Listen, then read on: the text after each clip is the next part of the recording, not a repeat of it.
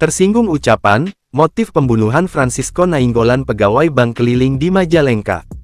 Polisi menangkap pembunuh Francisco Nainggolan, seorang rentenir yang jasadnya ditemukan di depan SDN Simperem Kecamatan Cigasong, Kabupaten Majalengka, Jawa Barat, Minggu, tanggal 28 Januari tahun 2024. Kapolres Majalengka, AKBP Indra Novianto mengatakan, diketahui pembunuh Francisco Nainggolan merupakan nasabahnya berinisial TD 34 warga Kecamatan Sukahaji, Kabupaten Majalengka.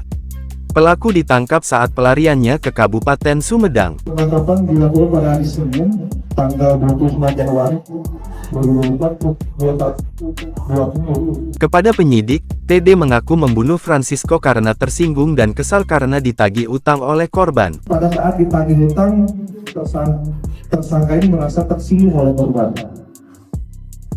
Kemudian tersangka gelap mata.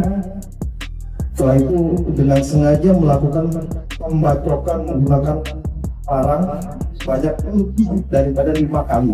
Setelah membunuh korban, TD kabur dengan membawa sepeda motor, ponsel, dan tas berisikan uang tunai senilai 1,27 juta milik korban.